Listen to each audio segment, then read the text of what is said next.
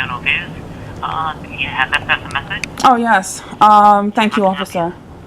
Yeah, I'm calling because I had already filed an IAB report regarding the fact that, what I mean to say is that my main phone, my main phone just suddenly bricked up. But then I have my own phone line, and my brother was sharing one of the phones on that phone line.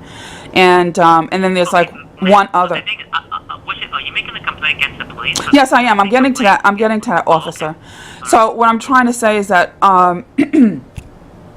one of the lines on that phone, the bars weren't operating, and then one of the phones was hacked, so I wasn't able to use it. So I don't know if I had made mention of it, but I ended up ordering a phone. We tried to order a phone from Amazon, and that phone would take 2 days to arrive, and it would go to an Amazon locker downtown Manhattan. What happened was, when that phone allegedly arrived, Amazon saw it as having arrived. UPS, who delivered it, claimed they delivered it, but guess what? It wasn't there. Okay. So what I'm trying to say is that would have been like the fourth phone.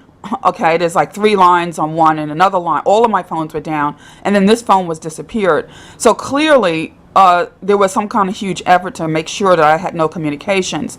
Now, this goes back to, this reminds me of, in 2013, my Verizon landline phone was taken.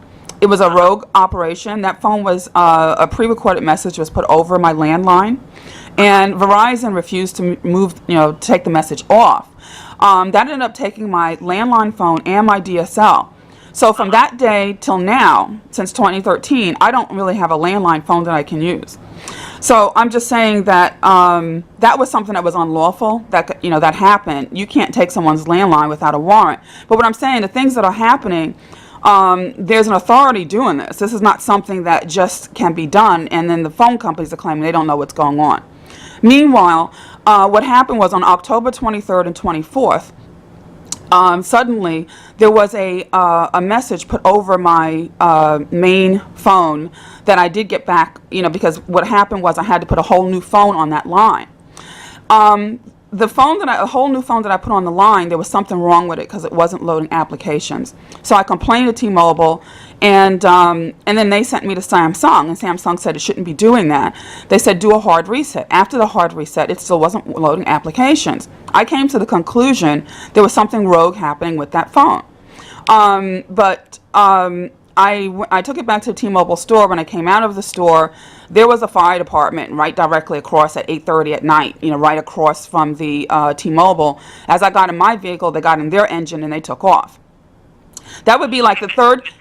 What's your complaint? The point that I'm getting to, officer, is I'm going to just get to it right now.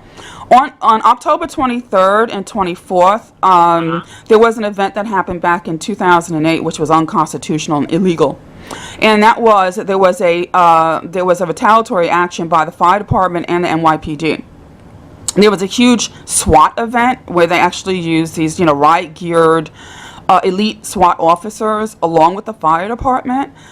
Coming up to October 23rd, 24th, usually during that anniversary period, there's something that takes place. I have to tell you that during that event, officer, I was told by the elite SWAT officer that I was a non-entity, I didn't have any rights, and nobody could help me now. And even before that, let me just tell you, even before that, it was very difficult because the city has a policy of attainder on my person, my brother, and my father. What that means is that we are literally treated as if we have absolutely no rights. So it was happening before that, and I knew it was a city policy, but when that officer, said that, because I said to him, look, I'm not opening my door. You don't have a warrant. You don't have a rhyme or reason to be here. And he said, you're not going to get a lawyer because no one can help you now. You're a non-entity, and you don't have any rights. So what happened was that technically was a declaration by the city of New York that I'm a modern slave and I'm an outlaw. Outlaw meaning I'm outside the protection of the law. So, and subsequent to that, a lawyer did arrive in the wee hours of the morning, contacted the precinct to represent me. And he was told by the commander, she doesn't have any rights, she's not going to get a lawyer.